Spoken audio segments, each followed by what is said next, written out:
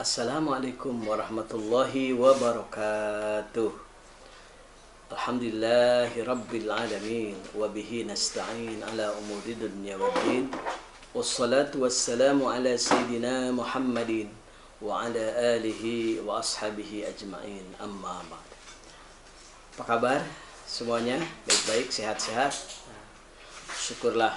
Mari kita isi segala aktivitas kita dengan hal yang berguna, baik untuk diri sendiri maupun untuk orang lain, terutama untuk kepentingan agama kita tercinta, agama Islam. Semoga kita semua mendapatkan keberkahan dari Allah Subhanahu wa Ta'ala. Kali ini apa kabar kelas 3, baik kelas 3A dan kelas 3B, kita akan mempelajari pelajaran SKI, ya, Sejarah Kebudayaan Islam, yang akan kita pelajari pada buku ini. Tentunya pembahasan semester 2. Insya Allah yang akan kita bahas lanjutan dari materi yang lalu, yakni adalah keteladanan Nabi Muhammad SAW kepada umat Islam dan kepada masyarakat. Ini yang harus kita tiru dan kita contoh dalam kehidupan kita sehari-hari. Oke, semangat dulu sebelum kita belajar, sebelum kita mendapatkan ilmu. Konsentrasi yang penuh karena kita mau belajar, ya, karena kita menuntut ilmu. Niatkan dalam hati, saya mau belajar, saya menuntut ilmu agar kita mendapatkan pahala yang berlipat ganda, agar kita mendapatkan keridhaan Allah, agar kita mendapatkan manfaat dan keberkahan, ya. Konsentrasi khusus bahwa kita mau belajar, menuntut ilmu, niat karena Allah. Segala sesuatu bisa bernilai ibadah kalau kita niat karena Allah dan hal itu merupakan kebaikan. Baik, pada kesempatan pembelajaran kali ini, materi sejarah kebudayaan Islam kelas 3 melanjutkan kajian yang lalu. Judulnya adalah keteladanan Rasulullah SAW dalam kehidupan. Rasulullah SAW adalah sosok manusia terbaik yang dihadirkan oleh Allah ke dunia untuk menjadi teladan. Tidak hanya bagi umat Islam, tapi bagi seluruh umat manusia. Makanya dijelaskan dalam Al-Quran, A'udzubillahi minasyaitonirrajim, wa ma arsalnaka illa rahmatan lil alamin. Tidaklah aku utus engkau ya Muhammad kecuali sebagai rahmat untuk seluruh alam. Rasulullah SAW, beliau adalah teladan, bukan hanya untuk umat Islam, tapi untuk seluruh umat, untuk seluruh alam. Inilah yang tercantum dalam buku sejarah. Muhammad SAW adalah teladan. Maka dari itu, kita melihat beliau semenjak pra kelahiran beliau maupun kelahiran beliau, sudah banyak tanda-tanda bahwa beliau adalah seorang nabi dan rasul. Terlebih kalau kita lihat akhlak Rasulullah SAW merupakan akhlak yang sangat terpuji. Sesuai dengan sabdanya, innama bu'itsu liutammima makarimal akhlak. Sesungguhnya aku diutus ke muka bumi ini untuk menyempurnakan akhlak manusia. Baik anak-anakku sekalian, yang Bapak banggakan, Bapak cintai, kalau kita melihat sejarah, ya, tentang kerasulan Nabi Muhammad SAW ini, banyak sekali pelajaran yang bisa kita dapati. Seperti mengenai komitmen Rasulullah. Komitmen itu artinya kebersamaan kepada keluarganya. Komitmen bersama keluarga pecinta Rasul ini harus menjadi acuan pelajaran kita. Ya. Melihat dari sifat wajib bagi Rasul. Yang pertama, beliau itu digelari Siddiq. Artinya sifat wajib bagi beliau adalah jujur. Kita harus menanamkan kejujuran dalam kehidupan ini. Ini adalah salah satu yang dicontohkan oleh baginda kita Nabi Muhammad SAW, harus bersifat jujur. Sebab banyak sekali keuntungan-keuntungan yang didapat buat orang-orang yang menerapkan kejujuran dalam Islam, dalam hidupnya. Orang yang jujur pertama akan banyak dicintai oleh orang lain. Yang kedua, dia akan selalu dipercaya dalam mengerjakan aktivitas karena dia orang yang jujur. Dan menjadi kebanggaan bahwa dia adalah orang yang jujur serta mendapatkan ridho Allah Subhanahu wa taala. Allah tidak akan memurkai orang-orang yang jujur. Ini nomor satu sifat dan akhlak yang dicontohkan oleh Rasulullah SAW, jujur. Artinya kita tidak bisa melakukan sesuatu, dipercaya mengerjakan amanah kalau kita tidak punya sifat jujur, ya. Makanya ini yang pertama, jujur. Yang kedua, amanah. Amanah artinya dapat dipercaya.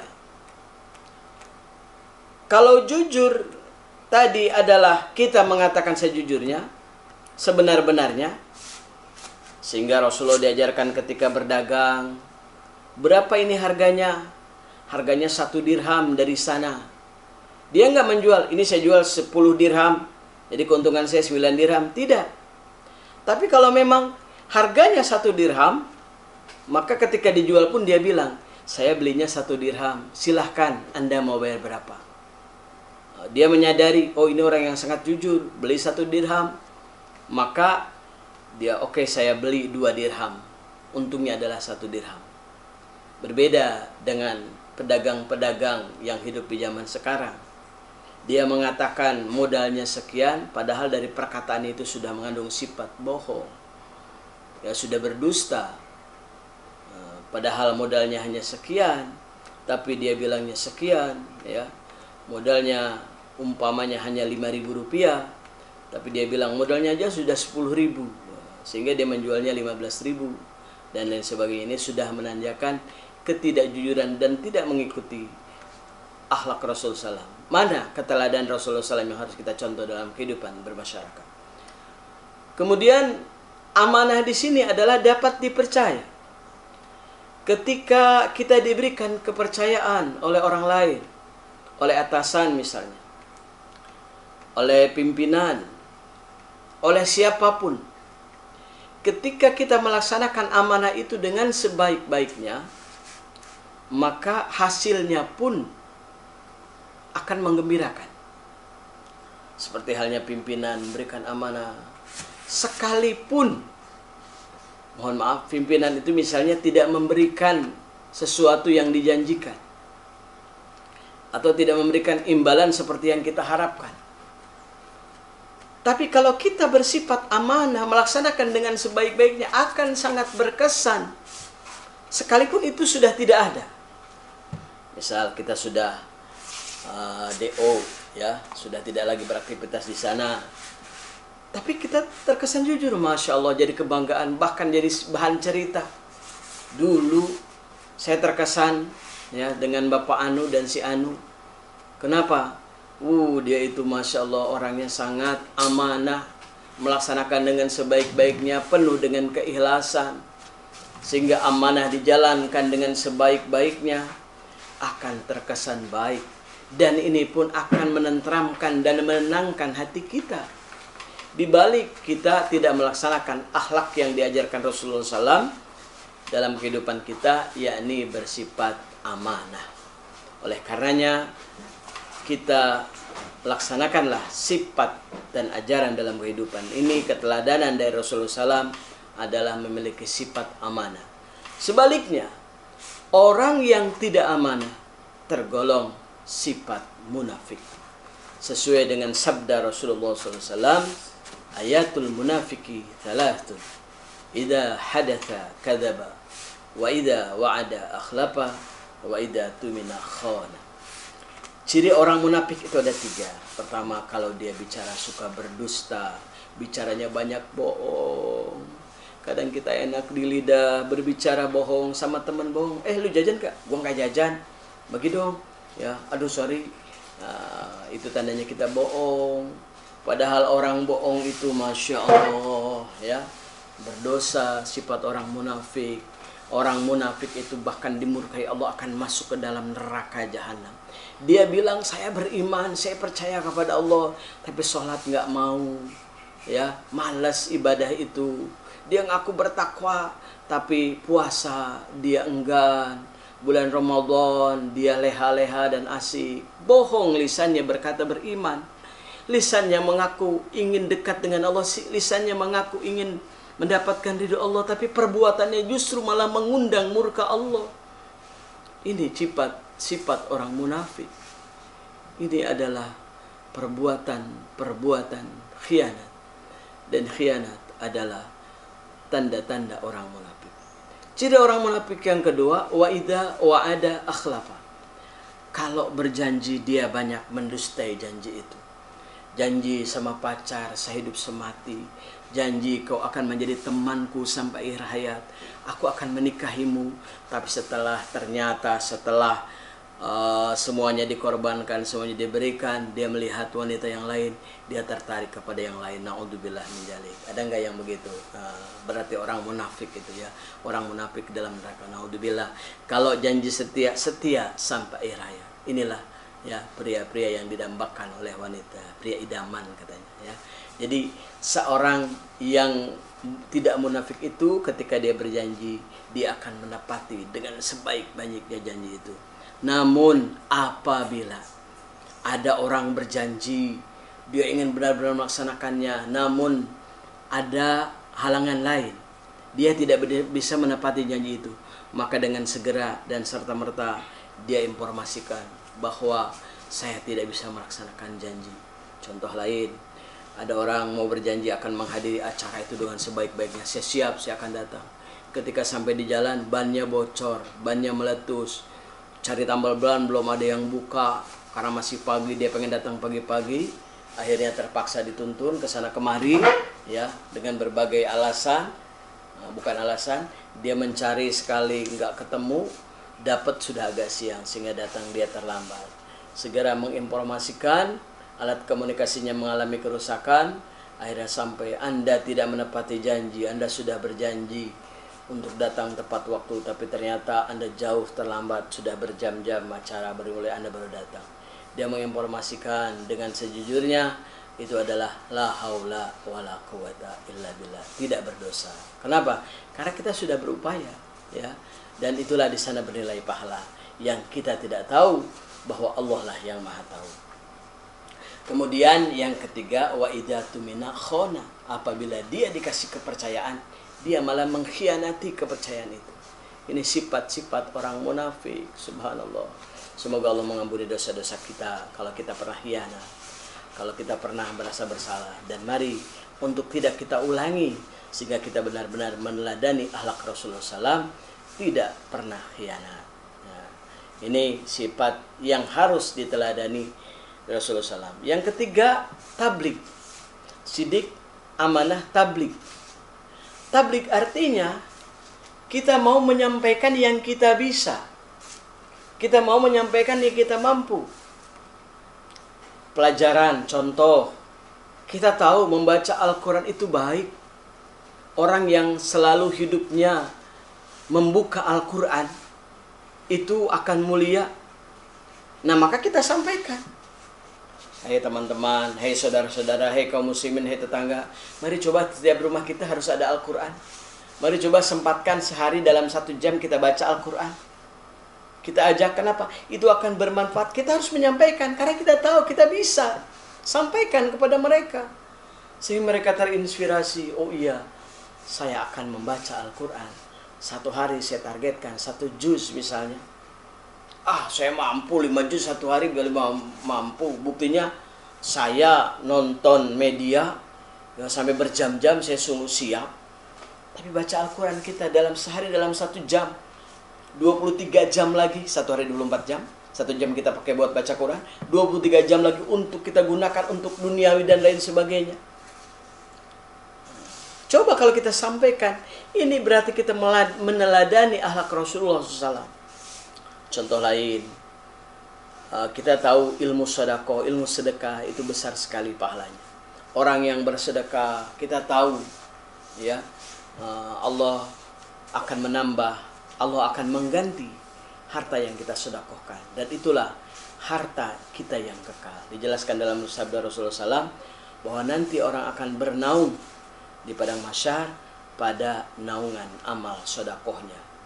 Ketika dia bersedekah besar, maka naungannya pun akan lebih istimewa ya di padang mahsyar itu. Nah, lalu kita menganjurkan bapak-bapak, ibu-ibu, hadirin, tetangga, saudara, mari kita biasakan sedekah. Sedekah kemana aja yang kita mampu. Biasakan tidak ada hari tanpa sedekah. Setiap sekecil apapun, setiap hari kita biasakan bersedekah. Pertanda kita menyampaikan yang kita bisa. Kita ajak orang-orang baca Quran, lalu dia baca Quran, insya Allah yang ngajak dapat pahala. Tapi jangan cuma mengajak aja ya. Itu sesuai dengan firman Allah dalam surah Al-Baqarah itu. A'udzubillahi minasyaitonirrajim. Bismillahirrahmanirrahim. Atamuruna an-nasa bil birri wa tansawna anfusakum wa antum tatlunal kitab. Afala ta'qilun.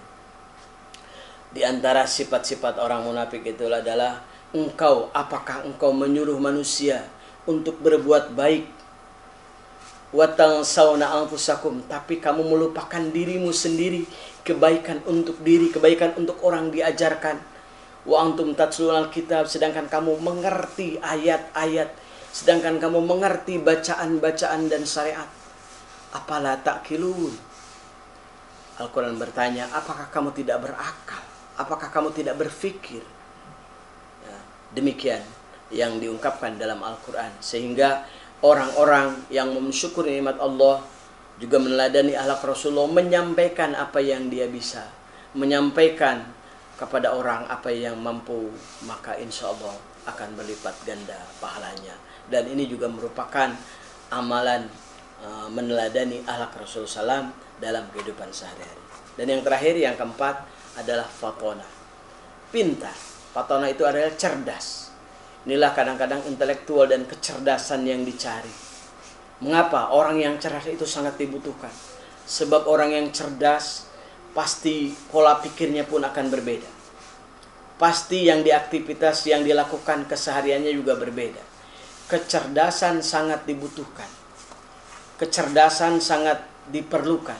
Sehingga orang-orang yang cerdas dalam menelaah kehidupan ini, sehingga orang-orang yang cerdas dalam menyikapi problema kehidupannya, dia akan bisa mengambil hal-hal yang lebih tepat. Ya, makanya sering kita diajarkan dalam berdoa kan, Rabbana atina min ladunka rahmatan wa hayyi' lana min amrina rasyada. Rabbana, ya Allah ya Tuhan kami, atina, berikanlah kepada kami, min ladunka rahmatan, dari sisimu berupa rahmat dan kasih sayang untuk kami, wa hayyi' lana min amrina rasyada, dan inspirasikan kepada kami untuk menyelesaikan segala macam urusan kami, rasyada, dengan penuh kecerdasan, dengan penuh kepandaian, kepintaran, sehingga kita tidak melakukan segala sesuatu dengan seadanya. Rasyada, inilah yang harus kita ambil hikmahnya agar kita bisa melaksanakan kecerdasan dalam kehidupan. Lalu bagaimana hambatan? Aduh Pak Guru, saya sudah dikasih nikmat seperti ini, saya kurang cerdas dan sebagainya. Ada beberapa faktor yang terkadang membuat kita lalai, yang membuat kita kurang cerdas atau dianggap bodoh. Apa saja? Yang pertama, kita terlalu banyak berleha-leha dan beristirahat. Ini sebetulnya menghambat kita. Karena apa?